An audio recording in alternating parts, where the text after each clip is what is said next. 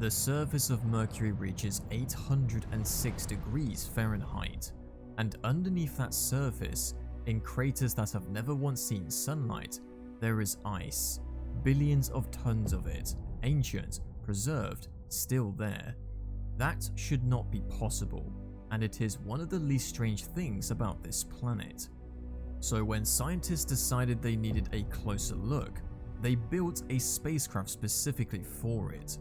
It left Earth carrying instruments designed to measure heat, magnetic fields, and the composition of rock.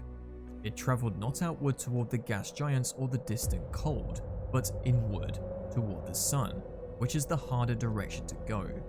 It took years to get there. It burned more fuel than a mission to Pluto would have required.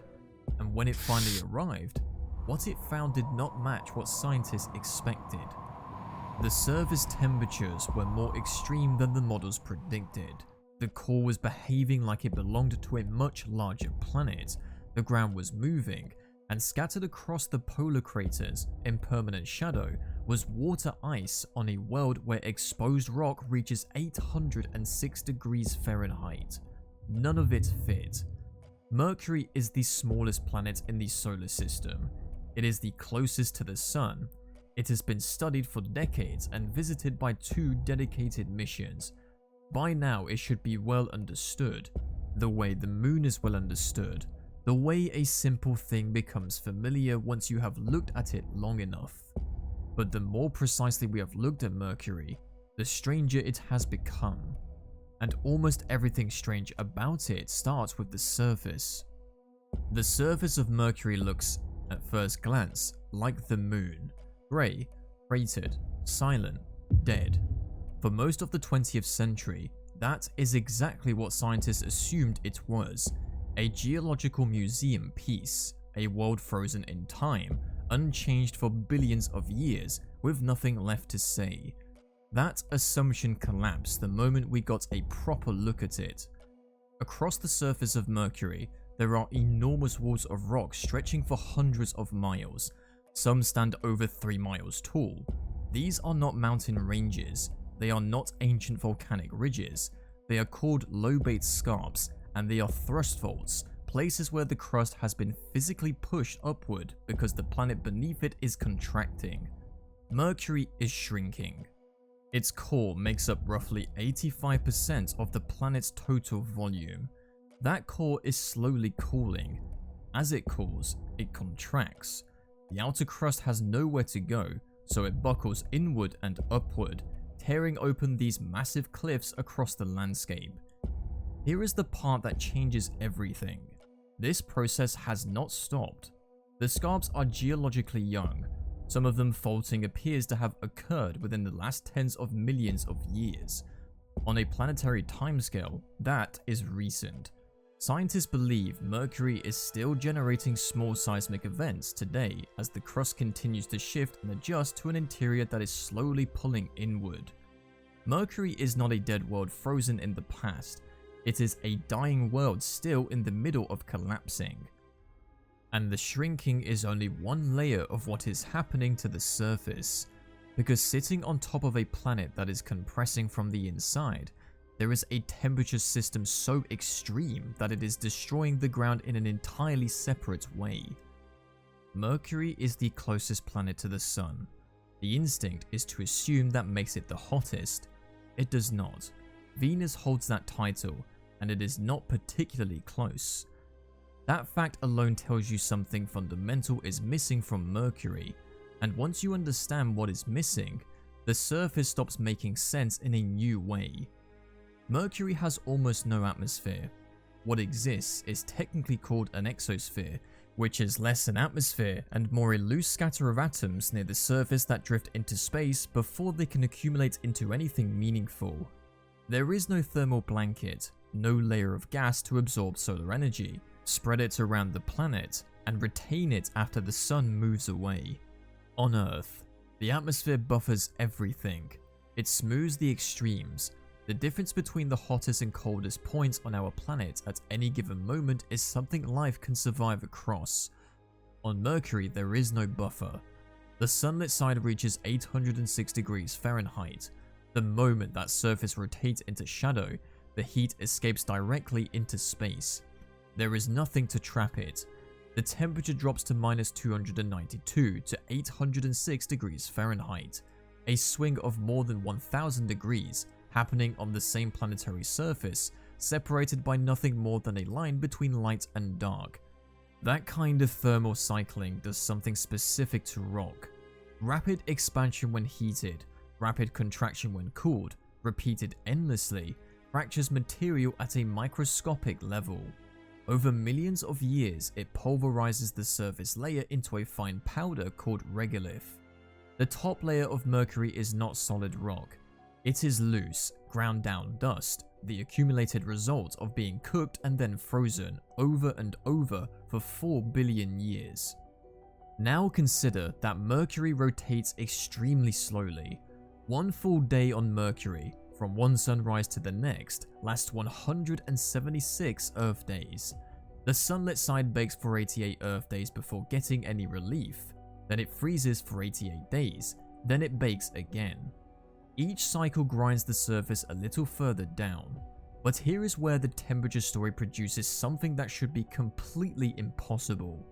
In the permanently shadowed craters near Mercury's poles, places the sun has never touched even once across 4 billion years of orbit, scientists detected something during radar surveys that stopped them cold. Ice. Billions of tons of water ice, preserved in permanent darkness, on the same planet where the surface temperature reaches 430 degrees. Not deep underground, near the surface, protected by nothing except the geometry of shadow. The most extreme thermal environment in the inner solar system has been quietly preserving ancient ice for billions of years. And if that contradiction feels like the end of this strangeness, the interior of the planet is about to introduce a problem that the surface alone cannot explain.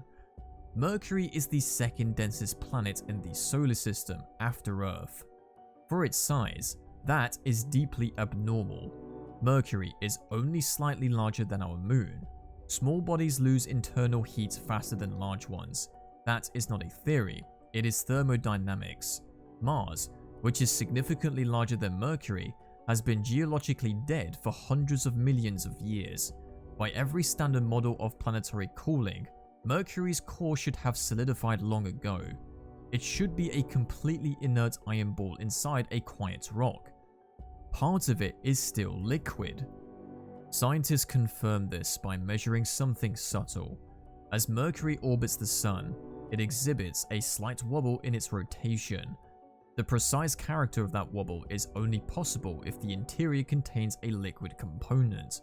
A fully solidified planet would wobble differently. The liquid outer portion of Mercury's core moves as the planet rotates, and that movement is detectable from the outside. A partially liquid core means Mercury still generates a magnetic field. It is weak, roughly 1% the strength of Earth's, but it is there. And a magnetic field means the solar wind does not simply hit Mercury's surface unimpeded. It interacts with the field, gets partially deflected, and creates dynamic space weather directly above the planet. Particle events, plasma interactions, processes that are actively stripping material from Mercury's exosphere and off the surface itself. The surface of Mercury is being eroded from below by a compressing core, from within by 1130 Fahrenheit thermal cycling, and from above by direct solar bombardment that its weak magnetic field can only partially deflect. Every mechanism is working against the surface simultaneously, and each one individually would be unusual. Together they point towards something in Mercury's past that made this planet structurally unlike anything else in the solar system. One number is the key to everything. 85%. That is how much of Mercury's total volume is occupied by its core. For comparison, Earth's core occupies roughly 17% of its volume. The numbers are so different that they cannot be explained by normal planetary formation processes. Mercury did not simply form with an unusually large core. The outer layers of the planet are missing. Not depleted, not eroded, gone. The leading scientific explanation is a collision. In the early solar system, billions of years ago, when young planets were still migrating through debris-filled orbital paths, something large struck Mercury. Not a glancing impact, a massive, near-direct collision with an object estimated at roughly a sixth of Mercury's mass. The force was sufficient to strip away the majority of Mercury's outer rocky layers, the mantle and most of the crust, and launch them into space or into the sun. What remained was mostly core, a damaged, exposed iron planet left in the innermost orbit of a solar system that immediately began applying every available force against it. The surface you see today is not Mercury's original surface. It is a remnant crust rebuilt over billions of years from whatever material survived the impact and whatever fell onto it afterward. The scarps are a direct consequence. The core is so disproportionately large relative to the whole planet that its cooling dominates the entire planetary structure. There is not enough rocky mass around it to slow the contraction. The planet compresses faster than it otherwise would, and the surface continues to fracture as a result. Every strange thing about Mercury traces back to that one event. The thermal extremes exist because the collision left too little mass to hold an atmosphere. The ice exists because without an atmosphere, shadows are the only protection anything has. The active magnetic field exists because the oversized core has not yet finished cooling. The shrinking cliffs exist because it never will, not on any timescale that matters to us. The surface of Mercury is not a collection of separate geological curiosities. It is a single coherent record of a world that was largely destroyed and has been dealing with the consequences ever since. But there is one more thing the surface reveals, something that does not fit neatly into the collision theory, something that scientists are still actively debating, and it may be the strangest detail of all. In 2011, the Messenger spacecraft began returning high-resolution images of Mercury's surface. Scientists expected craters, they expected scarps, they expected the kind of battered, ancient terrain that 4 billion years of bombardment produces on any rocky body in the inner solar system. They did not expect hollows. Scattered across the surface, particularly on crater floors and the walls of impact basins, Messenger found shallow, irregular depressions unlike anything seen on any other planet or moon. They were bright, highly reflective. Their edges were sharp and fresh looking, with no accumulated dust or debris softening their outlines. They ranged from a few meters across to several miles wide, and they clustered in groups, sometimes covering large sections of crater floors in overlapping patches. They were also clearly young. Not ancient features preserved from the early solar system, recent formations, at least in geological terms, meaning they could be actively forming right now. The leading explanation is a process called sublimation. Mercury's surface contains volatile compounds, materials that transitions directly solid to gas when exposed to heat and radiation. As solar energy penetrates the surface, these volatiles vaporize and escape, leaving behind the hollow, collapsed depressions that Messenger photographed. This should not be possible on a surface that has been baking in direct sunlight for 4 billion years. Volatile compounds are fragile. They should have been driven off long ago, in the early solar system, when temperatures were even more extreme than they are today. The fact that they are still present, still sublimating, still producing fresh surface features, means Mercury retained far more volatile material than any model predicted. Where it came from is not settled. One possibility is that cometary impacts delivered fresh volatile material to the surface relatively recently. Another is that volatiles from the interior are still migrating upward through the crust. Either explanation requires revising the existing picture of what Mercury is made of and how it has evolved. The hollows do not fit the collision theory cleanly. They do not fit the standard model of how a planet this close to the sun should behave. They are an open question sitting on top of a surface that was already full of them. And that is perhaps the most honest summary of Mercury's surface anyone can give. Mercury has been in this orbit for 4.5 billion years. In that time, it has lost most of its original mass to a catastrophic impact. Its surface has been pulverized by thermal cycling so extreme that rock becomes powder. Its interior is slowly solidifying inward, compressing the planet and tearing the crust open from below. Its magnetic field is weakening. Its exosphere is being continuously stripped away by solar radiation that its weak field can only partially deflect. And in the coldest shadows of its polar craters, ancient ice has somehow survived all of it. And on its crater floors, fresh hollows are still forming today on a surface that should have been stripped of everything fragile billions of years ago. None of this was expected. When the first spacecraft flew past Mercury, scientists anticipated something quiet, something simple. Instead, they found a world still actively deteriorating, still responding to a collision that happened before complex life existed on Earth, still producing features that do not match any existing model. The real problem with Mercury was never proximity to the Sun. It was what surviving this close to the Sun does to a planet that was already structurally compromised before the punishment began. And it was the fact that even after 4 billion years of that punishment, Mercury keeps producing new questions faster than the old ones get answered. Mercury is not the smallest planet in the solar system because it formed that way.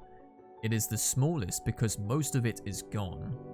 And what remains has been slowly compressing, fracturing, sublimating, and grinding itself down ever since, watched by 2 spacecraft in the entire history of human spaceflight, studied for decades, still not fully understood. The surface of Mercury is not a record of a dead world. It is a record of a world that refuses to finish dying.